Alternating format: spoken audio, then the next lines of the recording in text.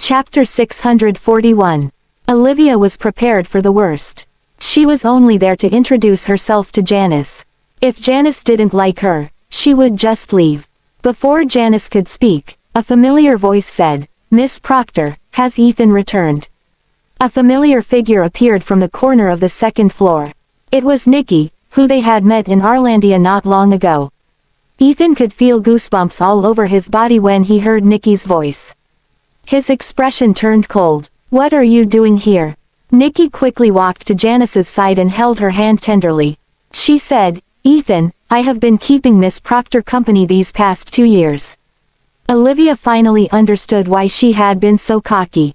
So she had been currying favor with Janice. Nikki's trump card was Ethan's mother. What a plot twist. Olivia didn't feel jealous at all. She was still trying to guess what else Nick had up her sleeve. She felt relieved that she had already eaten at the airport. Or else, she would probably have to starve now. Olivia didn't try to start anything. She just waited silently for the scenario to unfold. Was Janice going to tell her that her social standing wasn't on par with Ethan? Olivia rubbed her chin and wondered how Janice would react if she just didn't care about what Janice had to say. Nikki looked at Olivia smugly, but things didn't go as she had anticipated. Janice glanced at Ethan, and then her gaze fell on Olivia for a good moment. Janice broke the heavy silence. "Let's eat. The food is getting cold." Nikki was disappointed. She thought Janice would side with her since she had taken good care of her for the past 2 years. On second thought, it was still Curly. Janice had an image to uphold. Nikki realized she had to give it time. She couldn't afford to rush things along. Nikki quickly got over her emotions and put on a virtuous act. She said, "Miss Proctor, I'll help in the kitchen." Olivia watched as Nikki rushed toward her. When Nikki ran past Olivia, she even bumped into her. It was apparent she was provoking Olivia. Janice descended the stairs slowly. Her movement was elegant. Olivia stared at her as she walked. She realized that sometimes people do get bewitched by beauty. If she were a man, she would love a woman like Janice to pieces. Olivia wondered how pretty Kenneth Miller's other woman had to be to make him give up on Janice. As Olivia was deep in thought, Janice approached her and asked, "Are you not going to help in the kitchen?" Janice's tone wasn't demanding. It was casual, like how someone's tone would be when they asked about the weather. Olivia knew that Janice didn't like her, so she didn't try to win Janice's favor. If Janice disliked her, there was nothing she could do that would change her mind. So, Olivia didn't even want to put up an appearance. She said nonchalantly, "The Miller household has plenty of maids. Why would I need to help? They are paid to do that." Olivia thought Janice would be angered by her reply, but Janice remained expressionless. She sneered lightly and said to Ethan, "Your wife is an interesting one." Olivia was taken aback. She didn't know what Janice meant by that. Chapter 642. Before Olivia could make sense of the situation, Janice had already walked away, leaving Olivia confused. Olivia batted her eyes at Ethan and whispered, "What is your mother thinking? Come try some authentic Grovale cuisine." Ethan didn't answer her question. Instead, he led her to the dining room. Janice was already seated when they entered. She glanced at their interlaced fingers, and her gaze froze momentarily. Nikki brought over a bowl of soup and saw Ethan pulling out a chair for Olivia. He sat down after Olivia took her seat. Then, he brought the appetizer, which was placed quite far away, before Olivia. If he was just putting on a show as a loving husband in public, why would he do it here when there were no outsiders? There was only one explanation. It was how the two of them interacted on a daily basis, like a regular couple. Looking back at herself, Nikki was trying to curry favor with Janice, but she ended up looking like a cook. She put the soup down and said to Olivia with a pitiable expression, "Miss Fordham, I envy you so much. You married Ethan, and you're still acting like you're a guest in the house." Nikki was trying to insult Olivia, but Olivia wasn't fazed. Olivia smiled and said, "I can't help it. I never liked doing chores. I'm not as talented and kind as you, Miss Shaw. You do better work than the maids, and you do it for free." Olivia was basically saying that Nikki was free labor. That gave Nikki more to say. She glanced at Ethan shyly. The difference between her and Olivia should be apparent. She was hardworking, kind, gentle, and considerate. Olivia was just a lazy woman. Ethan raised his chin and said coldly, "Get out of my sight." Nikki was upset. She looked at Janice and said, "Miss Proctor, look how." Janice said emotionlessly, "You should go home. The meal is served, after all." Nikki's eyes widened. But I haven't eaten yet." She thought she had heard wrong. Surely, Janice wouldn't ask her to leave. "It's a family dinner tonight. You shouldn't be here." Janice was insinuating that Nikki was an outsider. Nikki was in disbelief. She treated Janice with care, but she was met with such indifference. She helped out in the kitchen the entire afternoon to curry favor with Janice and didn't even get to eat a bite yet. But Nikki had been by Janice's side for 2 years. She had figured out Janice's personality. Maybe it was because Janice had been traumatized before, but she didn't trust anyone and was indifferent to most things. Nikki quickly recovered. She put up an understanding demeanor and said, "All right, I'll visit you next time. I'll be taking my leave, Miss Proctor." Nikki rolled her eyes at Olivia before she left. She failed in currying favor with Janice after 2 years. Olivia wasn't going to change Janice. Olivia waved and said, "Goodbye, Miss Shaw." The room fell into silence. Ethan was a man of few words. Janice was even less talkative. Olivia sat in her seat uneasily. What was wrong with these two? Weren't they apart for a long time? Why weren't they saying anything to each other? Olivia didn't eat much at all. But it wasn't anyone's fault. It was because she was already full. Janice looked at her and said, "Don't force yourself to eat." Olivia wanted to say that she was hungry and could eat more. Janice wiped her mouth with a tissue and said, "Spaghetti, mashed potatoes, hamburger, shrimp, tuna salad, salmon sandwich, and meatballs. Did you digest all that already?" Olivia was at a loss for words. Chapter 643. Olivia blushed. It was true she ordered a lot of food, but she didn't finish them all. She only took a few bites of each. But her stomach was tiny, and she was bloated after that. Janice rolled her eyes and said, "Don't eat if you're full. The Millers won't go bankrupt because you wasted some food. Even if they do go bankrupt, it will have nothing to do with us." Olivia was stunned. Janice was different from what she imagined. "Sorry, I thought," Olivia wanted to come clean.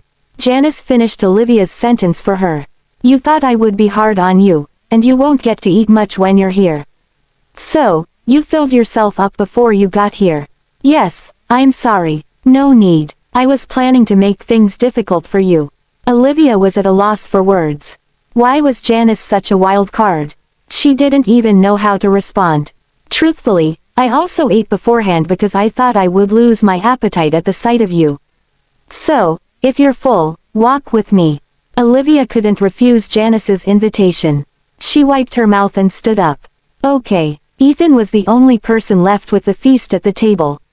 He saw that Janice wanted to talk with Olivia alone and recalled the traumatic events of his 3rd birthday. He immediately stood up and went in front of Olivia. "Are you afraid that I'm going to hurt her?"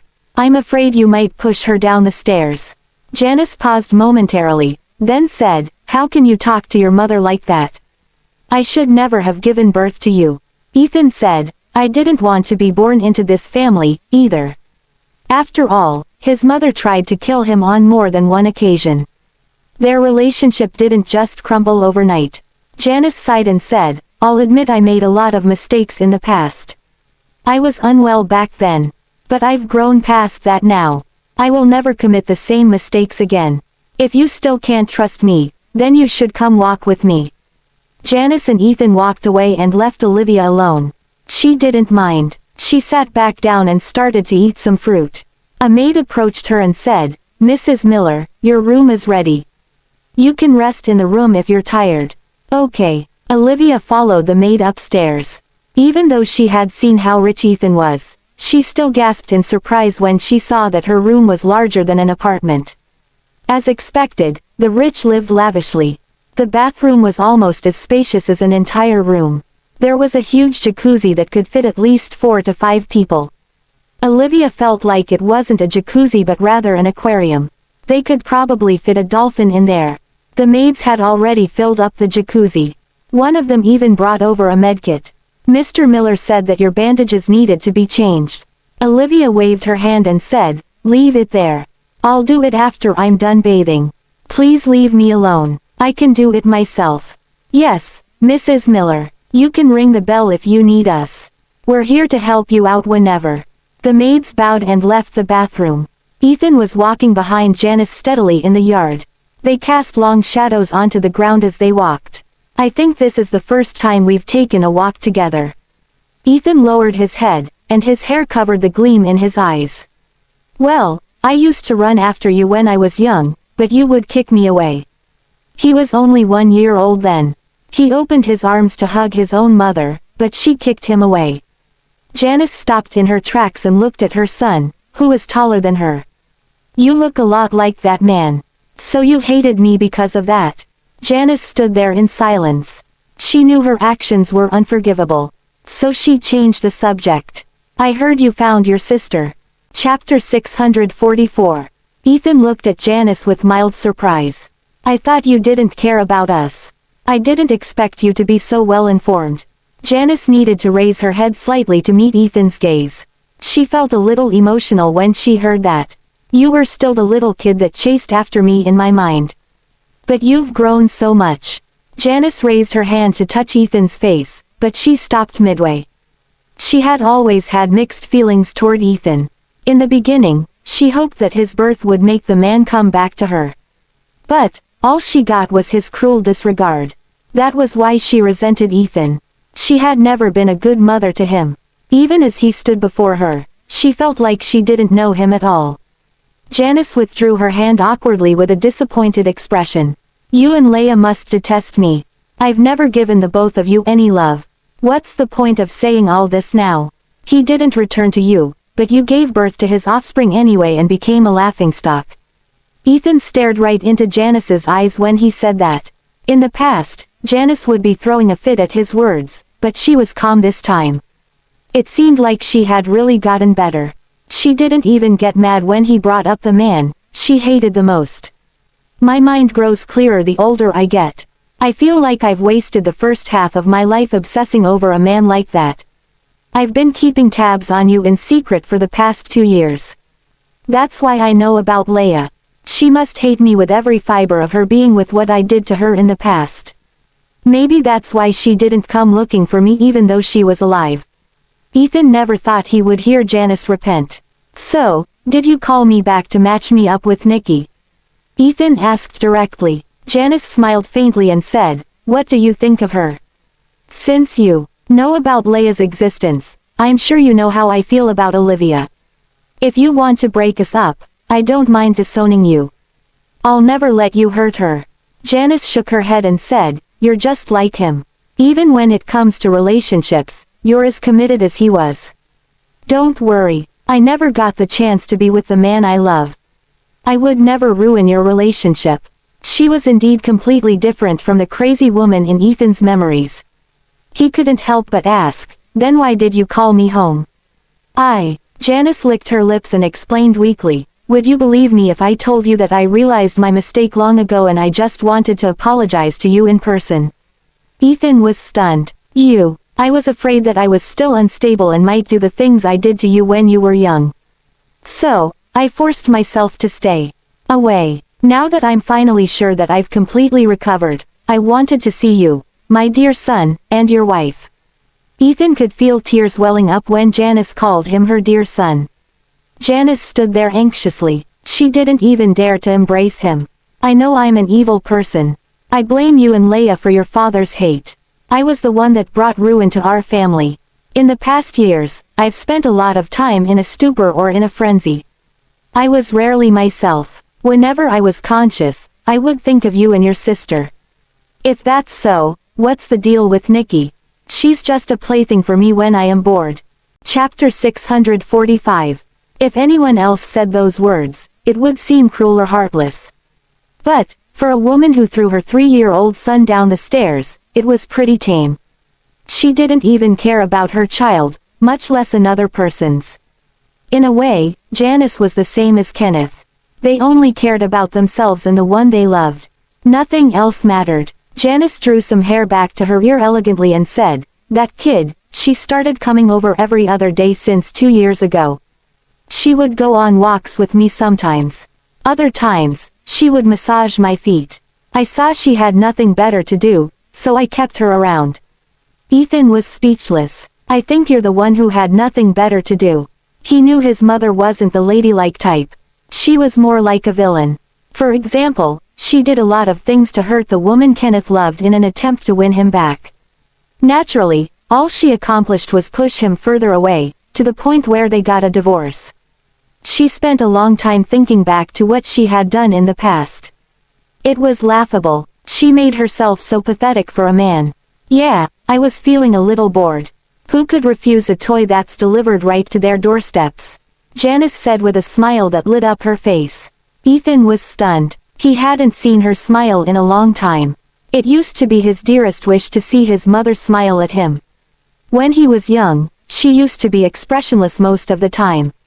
Other times, she would glare at him with hate-filled eyes.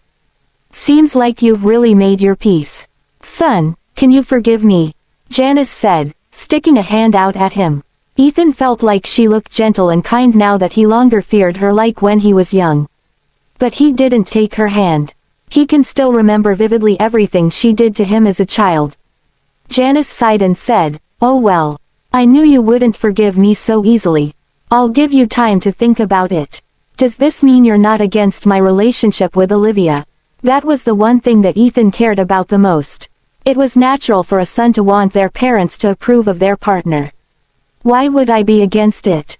With the Miller family and Proctor family's current status, I don't really have to care about my daughter-in-law's status. It wouldn't matter, even if she were homeless. All that matters is that you love each other. Thanks for your blessing." Ethan felt like a weight had been lifted off his chest. Janice patted him on the shoulder and said, "Has he ever contacted you?" She was talking about Kenneth. Ethan shook his head and said, "Not at all. There were a few occasions when we could have met, but I avoided them." He would never forget when he was 3 years old. He went to see Kenneth joyfully. When the other kids smeared cream all over him, Kenneth drove him away disdainfully. Ethan would never forgive Kenneth. The greatest kindness he could offer Kenneth was not becoming his enemy. Don't let someone like him bother you. What about you? Have you truly let go of your feelings for him? Ethan asked. Janice placed a hand over her heart and said, "I think so. At least my heart no longer aches when he is brought up.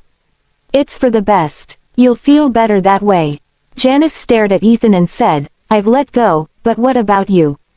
Don't think I didn't notice. Something is wrong between you and her. Your wedding with that Carlton girl was all over the news. Olivia doesn't look at you with love or hate. It's illogical. What do you know about it?" Janice played with her nails and said calmly, "I heard that Toxic Hive's bases had been raided not long ago. They lost a lot of drugs and data. One of those drugs was something Miss Rosa had been researching for over a decade. It would cause whoever took it to lose their memories." Chapter 646. Ethan's gaze grew intense. "What else do you know?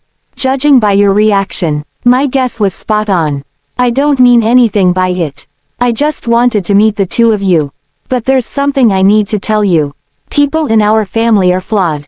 We're stubborn and dedicated. Once we fall in love with someone, it lasts for the rest of our lives. It's a double-edged sword." Janice said sincerely, "Both your father and I weren't able to teach you to love. Ethan, I don't want you to follow in my footsteps. Love is never one-sided wishful thinking. My biggest regret was the things I did to your father. My actions caused permanent trauma to you and your sister." Her words seemed surreal to Ethan. He never imagined that Janice would say something like that. "I'll take good care of her." He paused before saying, "Since you know about Miss Rosa, can you find something out for me? It's Liv's origins." Oh, Janice was surprised. She isn't Jeff Fordham's daughter. Miss Rosa is the only person who knows what happened. Some people kept trying to harm Liv when we were back in Arlandia. I suspect that had something to do with her actual family. I'll keep an eye out for you. Now, can I talk to her?" Janice said in a sweet tone, like she was acting cute. Ethan agreed silently. Olivia saw Janice sitting on her bed just as she got out of the bathroom. "Miss Miller Sr." Janice waved at her and said, "Come here." Olivia went over to accept Janice's scrutiny obediently. She was prepared for this. She pictured the scene where Janice would give her some money to leave Ethan. Given Ethan's net worth, Janice would probably offer a lot of money. "Sit with me," Janice said, patting the space beside her. Olivia sat down and said, "Feel free to speak your mind, Mrs. Miller Sr." "I'm prepared for it." Janice smiled and asked, "What do you think I was going to say?" "Just the regular harsh words. Putting me on the spot so I'll leave your son, telling me that I'm not a suitable match for him. Or that Nikki is the daughter-in-law you like or something along those lines." Before she could finish her sentence, Olivia saw Janice cover her mouth and smile. "Everything you just said wasn't things I wanted to say to you." "Then, what do you want to tell me?" Janice handed Olivia a box and said, "Open it and take a look." Olivia thought it would be a check or other things she wanted to give her as an incentive to leave Ethan. But there was only an azure bracelet in the box. It looked clear and was gleaming faintly in the light. It was prettier than the one Janice was wearing. It's the heirloom given to the daughters-in-law of the Miller family. Ethan's grandmother put it on me personally. Janice said with sigh, "This bracelet basically tied me down for life. I used to think that as long as I was Mrs. Miller, he would eventually return to me. In the end, we got divorced anyway." Olivia lowered her head to look at the scar on her wrist. She sensed Janice's gaze and showed her the scar. "People don't actually die so easily when they slit their wrists. I was bleeding while I waited for him to return." "Did he come back?" "No, I watched my blood flow and fainted from the blood loss, but he never came." "Wasn't I stupid?" Chapter 647. Before meeting Janice, Olivia thought she would be a maniac. After their meeting, she realized she was wrong. Janice was just a poor woman who wasn't able to be with the man she loved. "You weren't stupid, just stubborn." Olivia didn't remember her past, but she was able to relate to Janice's emotions. It was like the same thing had happened to her in the past. "Those are the same thing. In the past, I had been a failure of a mother. Now that I'm older, I've thought things through. You're luckier than me. You have all his love. You're the most suitable person to wear the bracelet." Olivia's eyes widened in surprise. "So you're not opposed to our relationship?" "Why would I be? You're a match made in heaven. But there is something I need to tell you. Ethan might be an outstanding person, but he grew up in our family. There are serious flaws in his personality. Others might not be able to notice them. Only the people closest to him would be able to see these flaws. Ethan isn't really capable of love. But you're different. I heard you grew up in a loving family. It's only natural that he is attracted to you. A Miller man will never have a change of heart once he falls in love. It's a blessing and a curse at the same time. You're both still young. You have a long life ahead of you.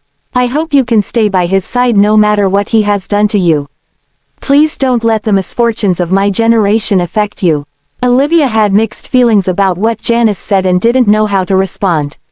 She was already married to Ethan, and he loved her so much. Logically speaking, she should love him deeply, too, but a voice in her head kept warning her to stay away from Ethan.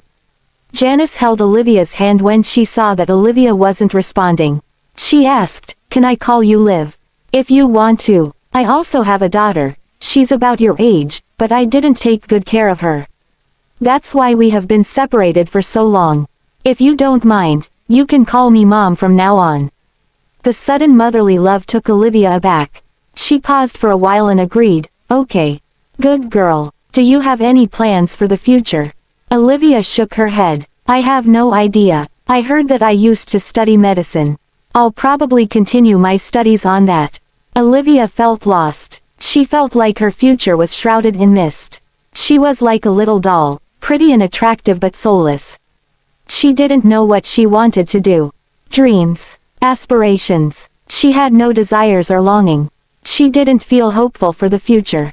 She would occasionally feel heartache when children were brought up, but she didn't feel like getting pregnant again. The most intimate things she had done with Ethan recently were hugs and morning kisses. Ethan was very considerate of her. He respected her wishes and said he would give her all the time she needed.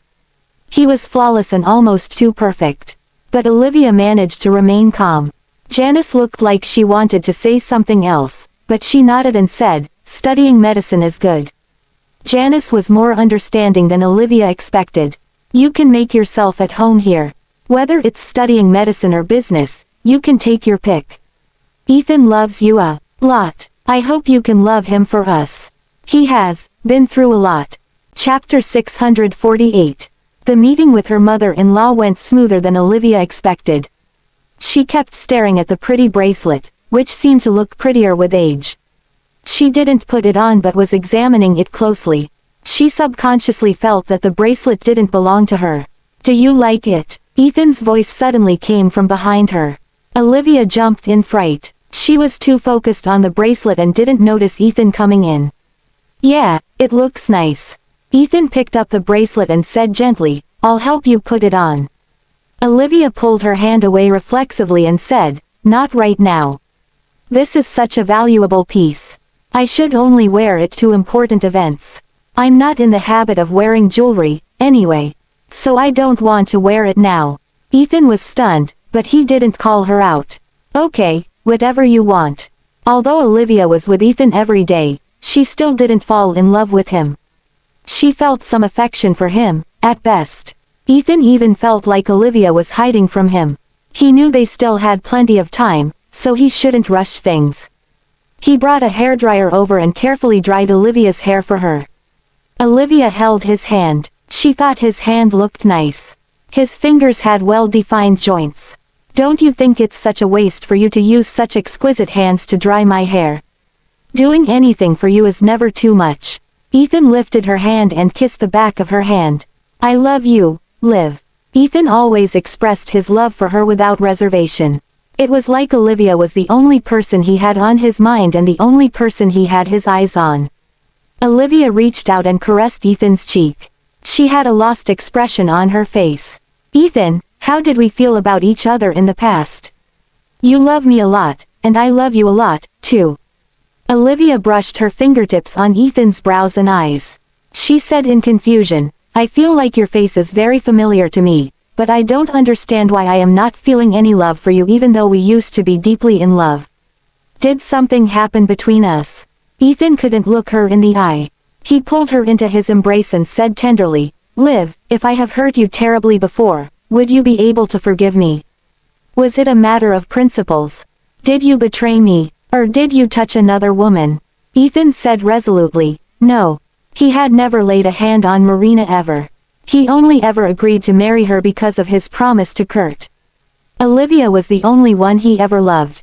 Ethan didn't lie when he answered any question regarding his loyalty. "I can forgive you as long as it isn't a matter of principle." Olivia raised her head from within his embrace and asked seriously, "So, you've never betrayed me, right?" Her eyes were clear and innocent. Her gaze pierced through Ethan's heart and made him inexplicably uneasy. "Liv, you're the only woman I've ever been with." "Okay, I got it. It's getting late. I'll be sleeping now." Ethan kissed her on the forehead and said, "Good night, I'll go wash up." Olivia stopped thinking about it and went to sleep almost instantly. It had been a tiring day. Olivia was already fast asleep when Ethan came out. He sat beside her and sighed as he gazed at her. He believed that everything would be better. They would have a new life starting tomorrow, and they would sever themselves from their past. "Liv, I would never stop loving you." Chapter 649. The following day, Olivia was awakened by the birds chirping outside. The warm sunlight shone on her bed. She rubbed her eyes and looked at the colorful birds perched on the pillars on the terrace outside. Some birds were chirping. Others were tending to their feathers. The sky was blue, and the world looked peaceful. As Olivia was rubbing her eyes, she recalled that she had moved to another country. The climate here was mild and perennially moist. The place was also filled with dense vegetation. It was entirely unlike the often dry and cold weather in Aldenvine. Olivia liked it here. She got out of bed and went to wash up. She felt like she was a princess living in a castle whenever she looked at her surroundings. When she opened the door, she was met with a row of smiling faces. "Good morning, Mrs. Miller. The hearty greeting took Olivia aback. She looked over and saw the maids that were cleaning the windows, mopping the floor, and trimming the flower bushes. They greeted her as soon as they saw her. Back home, they only had Madame Burgess to help around the house. Olivia wasn't used to seeing so many maids. She responded awkwardly, "Good morning." A maid whose attire differed from the rest walked over and said, "Mrs. Miller, breakfast is ready." Olivia turned to look at the maid and asked, "Where's Ethan?" "Mr. Miller went to visit Mr. Angelo. You can call me Sharon." "Mrs. Miller," Sharon introduced herself. She exuded an air of leadership with her every move. Olivia learned from the maids that Angelo Miller, Ethan's grandfather, used to treat her well. He left Aldenvine after his wife passed. It seemed like he had Alzheimer's disease, so he hadn't been out and about for some years. Since she was already here, Olivia felt like she needed to visit Angelo as well. After she had freshened up, the maids brought Olivia to the backyard. Angelo lived in a peaceful and quiet area that was surrounded by greenery. There were snakes slithering on the branches sometimes. Before a snake could even touch Olivia, one of the maids would already have pulled it away and set it somewhere else. Sharon calmly explained to a stunned Olivia, "Don't be afraid, Mrs. Miller. This place is surrounded by greenery, so there are a lot of critters. But, rest assured, most of the snakes aren't venomous." Olivia asked with quivering lips, "So, does that mean some snakes are venomous?" "Yes, but you'll be fine as long as you don't go looking for trouble. The snakes are very intelligent. They won't normally attack people on their own." Olivia nodded and said, "Understood. So the building ahead is where Mr. Angelo lives, right?" "That's right." Olivia slowly walked into Angelo's building. There were colorful flowers everywhere in the yard. "Mr. Angelo is just inside, Mrs. Miller. I'll be going back to work." "All right, thanks. I'll be fine." Olivia walked further into the yard. She saw that the place was suitable for a retired older man. It was gorgeous. She was about to ask someone for directions when someone emerged from behind the vegetation. "It's you." An old man suddenly grabbed Olivia's arm and said, "You're Miss Nat." The man was old, but Olivia could tell he was a Miller from his facial features. Olivia was confused. Who was Miss Nat? Was it someone she used to know? Chapter 650. Olivia quickly clarified, "Mr. Angelo, I'm Liv, not Miss Nat. Please come to your senses." Angelo stared at her for a while and tightened his grip on her wrist. "Impossible. You are clearly Miss Nat.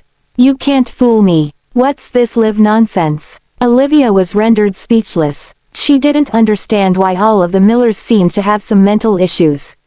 Ethan appeared just as Olivia was at a loss for what to do. He came forward and pulled Angelo's hand from Olivia. "Grandpa, this is my wife. You made a mistake. Stop spewing nonsense. How can Miss Nat be your wife? And brat, who are you calling Grandpa? I don't even have a son, much less a grandson." Ethan looked at Angelo with pain in his eyes. Angelo loved him a lot when he was young, even though Angelo was very strict with him. Angelo was someone important to Ethan. He felt bad when he saw that the once successful businessman had become a senile older man who didn't recognize his own family. Angelo instinctively tried to grab Olivia's hand again. "I've finally found you, Miss Nat." Angelo scared Olivia so much that she hid behind Ethan. Realization suddenly struck Ethan. He grabbed Angelo's arm and asked, "You know her? Who is she?" "She is," Angelo was about to say something, but he suddenly grabbed his head. It was like he was trying to remember something but couldn't. "Are you okay, Grandpa? Do we need to get a doctor?" "Grandpa seems to be in pain," Olivia said nervously. "Liv." A hint of clarity returned to Angelo's eyes. "You're Liv. It's been a while." He placed Ethan and Olivia's hands together and said with a satisfied expression, "I'm happy to see the two of you so close. Your grandma will be able to rest in peace. You've regained your memories, Grandpa." "Yeah, my condition has been unstable since your grandma passed. Especially recently, I have been living in a daze. Ethan, the two of you are the ones I worry about the most." Angelo smiled and said kindly, "It has been so long. Tell me, do you have any good news for me?" Evidently, Angelo knew nothing about what had happened in the past 3 years. He thought Ethan and Olivia's relationship was still the way it was when he left them. Not yet. I have been busy in the past few years. Ethan didn't provide much of an explanation. You've been busy. Do you think work is more important than your marriage? If your grandma is still alive, she would crack your head open with this stick. Do you have some sort of hidden ailment? Ethan was rendered speechless. Angelo was still as annoying as ever. He was more adorable when he didn't remember anything. Oh, Grandpa, you grabbed Liv's hand and talked about a Miss Nat. Who is this woman to you? Ethan had never stopped looking for the Miss Nat the older lady talked to him about. However, that era was just too chaotic. To find someone from that time, especially a woman who deliberately hid her identity, was not a simple matter. Ethan had a premonition that Miss Nat, whom Angelo talked about, was the same person the older lady told her about last time. And it was obvious that Angelo had mistaken Olivia for Miss Nat.